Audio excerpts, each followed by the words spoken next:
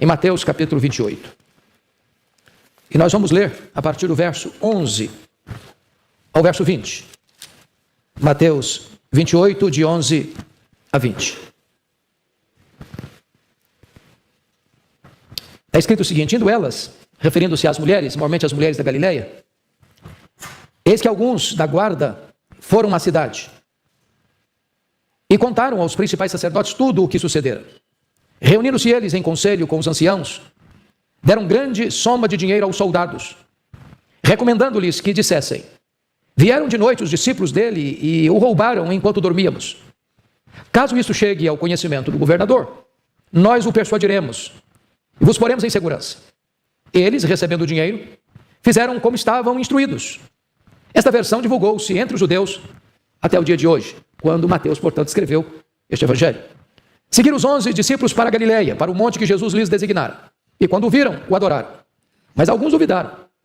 Jesus, aproximando-se, falou-lhes, dizendo: toda autoridade me foi dada no céu e na terra. Ide, portanto, fazei discípulos de todas as nações, batizando-os em nome do Pai, do Filho e do Espírito Santo, ensinando-os a guardar todas as coisas que vos tenho ordenado. E eis que estou convosco todos os dias até a consumação do século. Eu queria hoje pensar um pouco com vocês sobre a grande comissão do diabo e a grande comissão de Jesus. O fato mais auspicioso do cristianismo acabara de acontecer. Jesus entrou nas entranhas da morte, arrancou o aguilhão da morte, matou a morte e ressurgiu, inaugurando a imortalidade. Esse fato mudou a história, porque o túmulo vazio de Cristo é o berço da igreja. As melhores notícias que o mundo pode ouvir vieram do túmulo vazio de Cristo. Agora a morte, mesmo sendo o rei dos terrores e o último inimigo a ser vencido, a morte não tem mais a última palavra. Você e eu cremos nessa verdade gloriosa. E é por isso que pregamos. Nós não cremos e nem pregamos um Cristo que esteve vivo e está morto.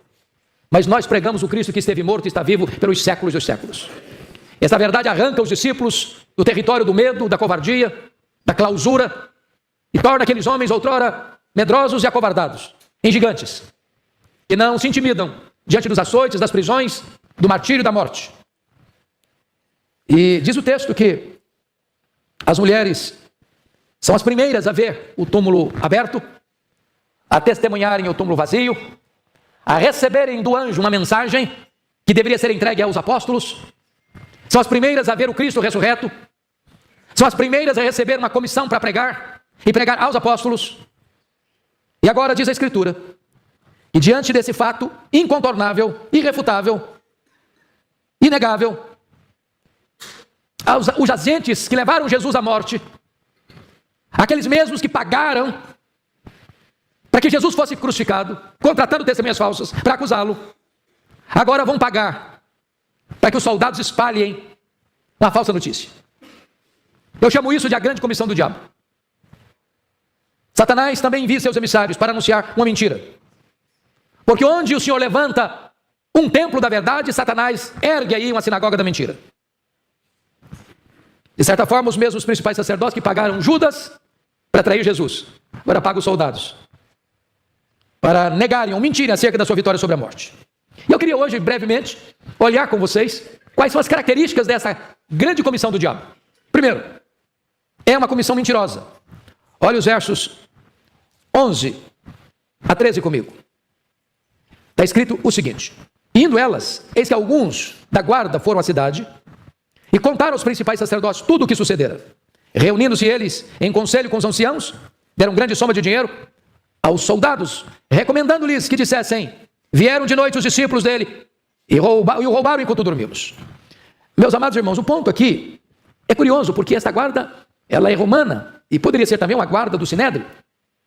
Mas quando o túmulo está aberto, quando o túmulo está vazio, e quando o corpo de Jesus não está mais lá, a guarda não sabia o que tinha acontecido. Por que não foram a Pilatos? Por que foram aos sumos sacerdotes ou aos sacerdotes? Obviamente, era conhecido de Jerusalém que Jesus foi crucificado por um ciúmes, por uma inveja, por um interesse eclesiástico. Não era uma decisão de Roma, não era uma iniciativa de Roma, não era um medo de Roma. Jesus foi crucificado em virtude de uma pressão dos sacerdotes ao governador romano.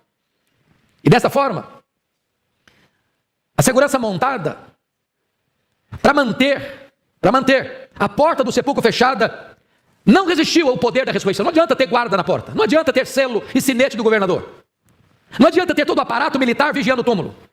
O poder que arrancou Jesus de dentro do túmulo é maior que o poder da terra, é maior que o poder do inferno, é maior que qualquer outro poder. Louvado seja Deus. Ninguém pode resistir o poder da ressurreição. Ninguém. Então agora eles pagam uma grande soma de dinheiro a esses soldados para que eles espalhem uma mentira descabida. E é curioso, irmãos, que o mundo nunca mudou. Ainda é assim. As pessoas estão hoje ainda recebendo dinheiro para proclamar mentira, para anunciar mentira, para divulgar mentira, como se verdade fosse. Em todos os setores da sociedade. Seja no campo religioso, seja no campo político, seja no campo econômico, seja em qualquer área da vida. O diabo tem também os seus agentes e tem também a sua grande comissão. Mas em segundo lugar, é uma comissão contraditória. Porque notem vocês no versículo 13, que o argumento é tão fajuto, é tão primário, é tão infundado, que qualquer criança consegue refutá-lo. Versículo 13, recomendando-lhes que dissessem, vieram de noite os discípulos dele e roubaram enquanto dormíamos. Ora, uma pessoa dificilmente pode testemunhar sobre o que aconteceu enquanto dorme. Não é verdade? Qualquer tribunal iria rir desse argumento. A mentira, irmãos, é manca, tem pernas curtas, não se sustenta, é contraditória. A grande comissão do diabo, além de mentirosa, é contraditória. Mas, preste atenção, e não obstante ser contraditória, essa versão manteve-se viva, pelo menos até o período em que Mateus escreveu o seu evangelho. Não nos espanta que mentiras sejam sustentadas, embora completamente contraditórias, ainda haja gente que creia nela. Terceiro lugar, a grande comissão do diabo é uma comissão vulnerável. Olha o versículo 14 comigo. Está escrito o seguinte aí: caso isso chegue ao conhecimento do governador, veja vocês que era a intenção do Sinédrio manter essa informação oculta do governador. Porque se chegasse para o governador ia inquirir esses soldados. Era uma guarda romana que estava lá, vigiando o túmulo com o sinete do governador. Se eles dormiram, eles seriam justiçados, porque era a responsabilidade deles vigiarem. Agora notem, caso chegue ao conhecimento do governador, nós o persuadiremos e vos poremos em segurança. Em outras palavras, fiquem tranquilos que vocês têm costas largas. Fiquem tranquilos porque tem aqui gente com autoridade para blindar vocês, para que o braço da lei não chegue até vocês. Meus irmãos, o diabo promete uma falsa segurança. Pode fazer, porque você não vai sofrer consequência. Ainda que o governador venha inquirir vocês, ou ainda que o governador venha cobrar de vocês, ainda que vocês vão ser penalizados pela lei, nós, com cacife político, estaremos lá para defender a causa de vocês, para livrar a cara de vocês, a pele de vocês, de qualquer sanção. Meus irmãos, esse problema surge até hoje, acontece até hoje, está aí, na mídia, na imprensa, no mundo. Mas, em quarto lugar, a comissão do diabo ela é motivada pela ganância. Olha o versículo 15 comigo. Eles, recebendo dinheiro, fizeram como estavam instruídos. E essa versão divulgou-se entre os judeus até o dia de hoje. É tão curioso isso, meus irmãos, que o vetor que governou os soldados romanos a serem atalaias da mentira foi o amor do dinheiro. E o dinheiro tem comprado até hoje tribunais, juízes, sentenças. O dinheiro até hoje tem sido um instrumento para alimentar os falsos mestres, os patronos da heresia, os fabricantes da mentira,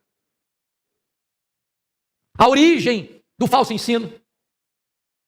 É muito curioso isso, que até hoje as pessoas aceitam suborno para fazerem circular amplamente uma história que foi tramada. Espalhe uma falsa notícia, espalhe uma falsa doutrina, espalhe um falso evangelho motivado pelo lucro. Mas em quinto e último lugar, louvado seja Deus, essa é uma comissão fracassada. Fracassada. Porque, na verdade, vejam vocês que a ideia de roubar um túmulo, vieram os discípulos, porque essa foi a versão, enquanto dormimos, roubar o corpo. Para roubar o corpo tinha que violar o túmulo. E violar o túmulo era um crime muito grave, porque havia uma promulgação do imperador romano. A violação de túmulos era uma ofensa terrível, que merecia pena de morte. E não combina essa história com os discípulos acovardados, trancados, com medo dos judeus. Para eles terem tamanha coragem de enfrentar um sistema romano, de violar uma norma e uma lei romana, de violar um túmulo e roubar o corpo dele. Aqueles homens não teriam condições de dali para frente serem transformados, se transformarem em gigantes, enfrentando açoites, prisões, martírio, por uma mentira, por uma farsa. Então esse argumento não pôde suster-se. E mesmo diante dessa divulgação da mentira, a igreja permaneceu firme. Os discípulos inabaláveis. A igreja se levantou. A igreja orou. A igreja aguardou a promessa do Pai. A igreja foi revestida com o poder do Espírito Santo. E a igreja se espalhou de Jerusalém, chegando até Roma e dominando o mundo, chegando até nós nos nossos dias. Louvado seja o Senhor. Mas agora, amados, eu gostaria de olhar o que nós chamamos da grande comissão de Jesus a partir do verso 18. Poderíamos olhar o verso 16, porque a ordem que eles deveriam ir para Galileia, num dos montes da Galileia, porque Jesus quer dar a eles a grande comissão na mesma geografia que Jesus os chamou para serem discípulos, apóstolos, agora quer comissioná-los a partir de lá. E então nós vamos examinar alguns aspectos dessa grande comissão de Jesus. Em primeiro lugar, a competência do comissionador. Olha você no verso 18. Jesus, aproximando-se, falou-lhes dizendo: toda a autoridade me foi dada no céu e na terra. Não foi parte da autoridade, toda a autoridade. Não só na terra, também no céu. Se é toda a autoridade que foi dada para ele, não sobra nada para o diabo. Não sobra nada para nenhum grande e poderoso deste século. Toda a autoridade me foi dada no céu e na terra. E daí, amados, ele tem autoridade. Ele ensinava como quem tem autoridade, diz a Bíblia. Ele tinha autoridade para perdoar pecados. Ele tinha autoridade para curar os enfermos. Ele tinha autoridade para delegar e dar poder aos seus apóstolos para expelir demônios. E agora, Jesus chega ao final e diz: toda a autoridade, não alguma autoridade, não uma autoridade departamentalizada em algum setor, não, toda a autoridade me foi dada nos céus e na terra. É com esta base, é com essa capacitação, é com este poder, é que você e eu podemos pregar o evangelho, evangelizar, fazer discípulos, plantar igrejas. Quem está por trás, quem é o suporte, é aquele que tem toda a autoridade. É só por isso que a obra é vitoriosa, porque aquele que comissiona é o que tem toda a autoridade. Em segundo lugar, veja comigo o cerne desta grande comissão no versículo 19. Ide, portanto, fazei discípulos de todas as nações, batizando-os em nome do Pai, do Filho e do Espírito Santo. Eu acho que já é matéria de conhecimento geral, que nesse versículo nós só temos um imperativo e os outros estão no gerúndio. O ide aqui não está no imperativo na língua original, está no gerúndio. Então no grego está dizendo indo, portanto, fazei discípulos, batizando-os, ensinando-os. Então vocês percebem que tem 3 verbos no gerúndio: indo, batizando, ensinando. É a dinâmica da vida. É no caminhar, é no ir e vir, é no ficar, é no sair, é no entrar. É de segunda a segunda, de domingo a domingo. É no templo, é fora do templo. É na agenda formal e informal. Mas há uma ordem que comanda tudo isso. E a ordem é: fazei discípulos. Em outras palavras, o Senhor Jesus não quer fãs. Quem gosta de fãs são os artistas. Jesus não quer admiradores. Quem gosta de admiradores é jogador de futebol. Jesus não quer apenas que a igreja evangelize, pregando boas novas e deixando as pessoas à sua própria sorte. O propósito de Jesus na grande comissão é que você e eu precisamos fazer discípulos. E o que é um discípulo? É um seguidor. Um discípulo é aquele que, ao encontrar o reino de Deus, faz do reino de Deus o seu maior tesouro. O discípulo é aquele que, ao encontrar o reino de Deus, está disposto a fazer qualquer renúncia para não abrir mão do reino. O discípulo é aquele que está pronto a guardar as palavras de Jesus e a viver dentro desse padrão. Isso, irmãos, traz para nós um alerta. Porque parece-nos que a igreja hoje está cheia de gente vazia de Deus. E vazia de gente cheia de Deus. Parece-nos que hoje temos um analfabetismo bíblico crônico. Por outro lado, parece-nos que temos hoje um intelectualismo bíblico desprovido de vida. E tanta falta de conhecimento, por um lado, quanto o intelectualismo bíblico do outro, sem comprometimento, está fora do projeto do discipulado. Porque discípulo é aquele que imita. E daí, meus amados, eu gostaria que nós olhássemos alguns aspectos então. Vamos perceber que esse fazer discípulos tem aqui um grande alcance no verso 19. Indo, portanto, fazei discípulos de todas as nações, batizando-os em nome do Pai e do Filho e do Espírito Santo. Todas as nações. Aqui não é nação, Brasil, Estados Unidos, Canadá, China, Japão. Nações aqui é etnia. Dentro de uma nação como o Brasil, nós temos centenas de etnias. Há nações africanas, há nações asiáticas, com milhares de etnias. E a Bíblia nos ensina que o Senhor Jesus morreu para comprar com o seu sangue os que procedem de toda tribo, raça, povo, língua e nação. Ou seja, todas as etnias foram alvo da graça de Deus, do amor de Deus e precisam receber o Evangelho de Cristo Jesus. Há muitas etnias hoje que não têm sequer João 3,16 traduzido no seu idioma. Há milhares de etnias hoje que nunca recebeu um missionário. E o papel da igreja não é ser testemunha primeiro aqui, depois lá. É tanto aqui quanto lá, concomitantemente, ao mesmo tempo. Vejamos agora, em quarto lugar, quais são as implicações dessa grande comissão comigo. A primeira implicação, meus irmãos, é a integração dos novos convertidos. Porque veja você o verso 19. Fazei discípulos, batizando-os em nome do Pai e do Filho e do Espírito Santo. Então, o batismo não é uma coisa particular. Eu não me auto-batizo. Não, eu realizo um batismo na minha casa. Bom, eu agora me tornei crente, eu vou me batizar em nome do Pai, do Filho e do Espírito Santo, porque eu me basto. Quando Jesus estabelece batizando-os em nome do Pai, do Filho e do Espírito Santo, ele está mostrando a necessidade da inserção desse novo convertido numa comunidade, uma igreja. Com isso está claro que não tem nesse negócio de desigrejado. Não tem nesse negócio de eu sou crente, o meu modo, o meu jeito, eu me basto, não preciso de igreja. Os reformadores diziam que quem tem a Deus como pai deve ter a igreja como mãe. Não podemos abrir mão da igreja. Uma ovelha não vive sem o rebanho, uma brasa se apaga fora do braseiro. Você é membro do corpo de Cristo. Por isso, todos aqueles que ouvem o Evangelho precisam ser discipulados para que eles sejam trazidos para a comunidade da fé, instruídos na comunidade da fé, recebidos da comunidade da fé, inseridos na comunidade da fé, para que se produzam e reproduzam na comunidade da fé. É integração. Integração. Mas a segunda implicação não é apenas a integração, mas vejam vocês que a grande comissão envolve o ensino aos novos convertidos. Vejam vocês o que está escrito no verso 20. Ensinando-os a guardar todas as coisas que vos tenho ordenado. Então vamos entender algumas coisas aqui, meus irmãos. Primeiro, ensinar todas as coisas. Todas as coisas. Porque nós podemos ser seletivos. Nós podemos só ensinar as coisas mais palatáveis. Nós temos que ter a postura de Paulo. Ensinar, anunciar todo o desígnio de Deus. E daí, você que é um plantador de igreja, você que é um pastor de igreja, você que é um missionário, precisa conhecer a palavra de Deus. Porque você não dá o que você não tem.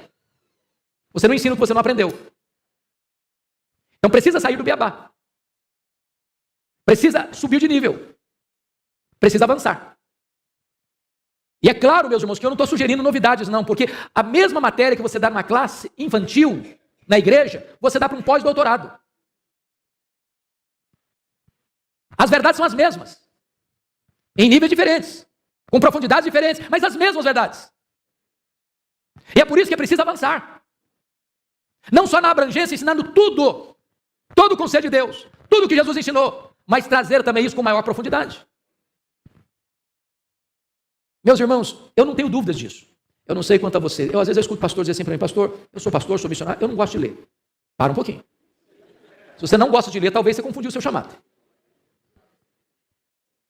Porque você não pode ensinar se você não aprende. Você não pode dar se você não recebe. Uma das coisas que eu mais gosto de fazer nas minhas jornadas por aí é visitar a biblioteca do pastor ou do missionário. Meus irmãos, tem hora que eu fico perplexo. Eu chego, olho, tenho uma meia dúzia de livros amarelos, empoeirados. E eu fico pensando, meu Deus, esse cara é um fenômeno. Ou está dando uma sopa rala para o povo.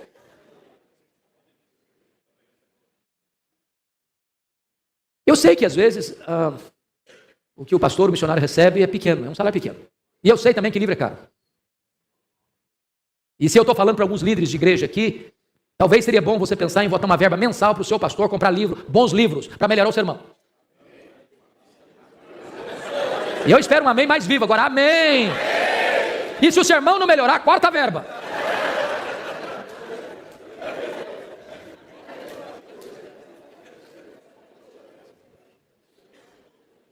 Meus irmãos, nós estamos vivendo uma geração onde as pessoas estão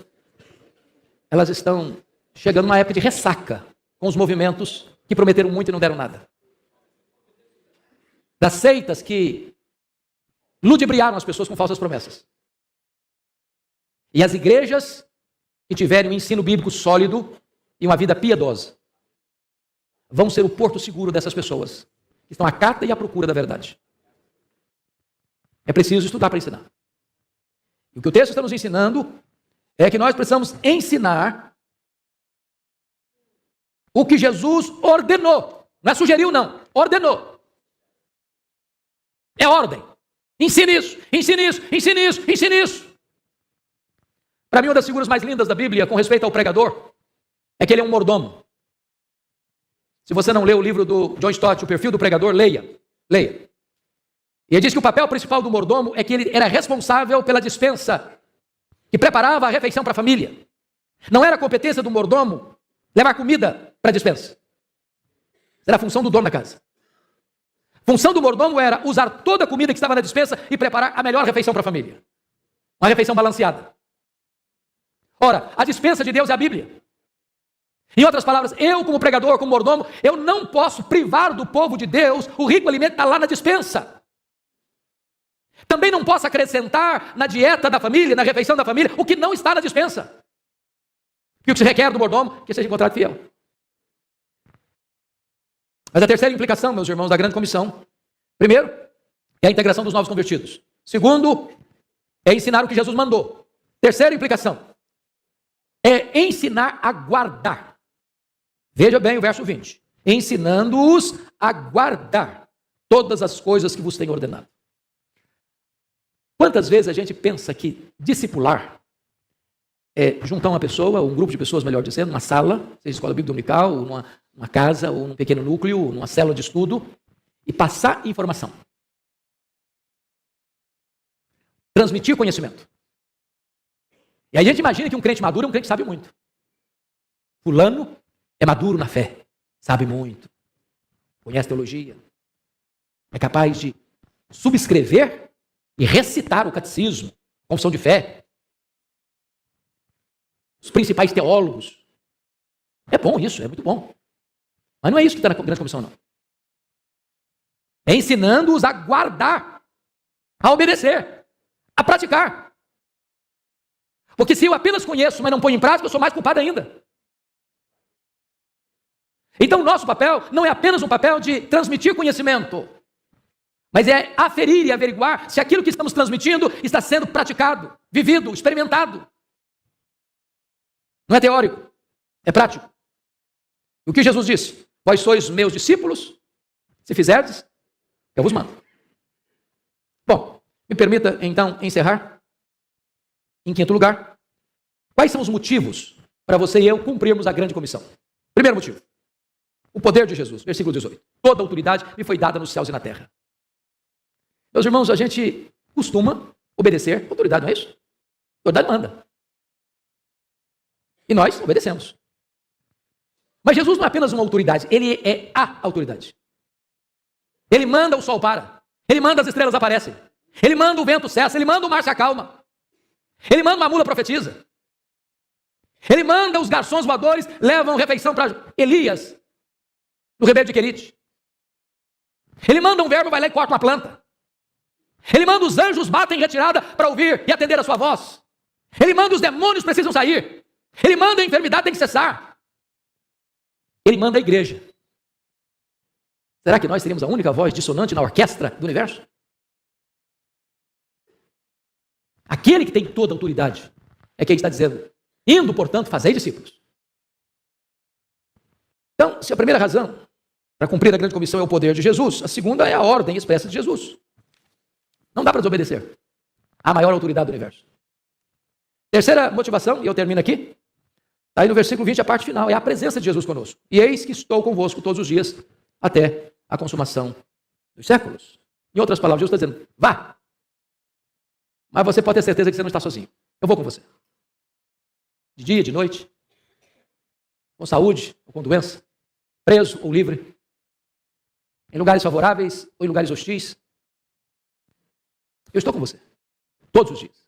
Não há circunstância que prive Jesus de estar com você. Não há lugar que prive Jesus de estar com você. Se você está na grande comissão, Ele está com você. Ele não promete estar conosco em todos os momentos ou circunstâncias fora da grande comissão, não. Ele não é parceiro das nossas loucuras. Mas se nós estamos engajados na grande comissão, ele promete: eu estou convosco, eu estou convosco, eu estou convosco, eu estou convosco, todos os dias, até a consumação dos séculos. Quando o missionário Dale Livingstone, missionário inglês, indo para a África, gastando seus dias, a sua vida trabalhando na África, ele foi atacado por um leão e perdeu a mobilidade do braço direito. Alguém lhe perguntou: o que motiva você a continuar na África? Ele respondeu: a promessa de Jesus: eis que estou convosco todos os dias, até a consumação dos séculos. Meus amados, que Deus renove no nosso coração essa paixão. Que Deus inflame esse fogo na nossa alma. Que nós tenhamos no coração a consciência da sublimidade desse chamado e desta vocação. Os anjos, valorosos em poder, gostariam de estar no nosso lugar, com a missão que nós temos. Mas o Senhor confiou essa missão a você e a mim. Que Deus nos ajude a cumpri-la com senso de urgência, com obediência integral e com devoção plena ao Rei da Glória, que é a razão da nossa vida. Deus abençoe vocês.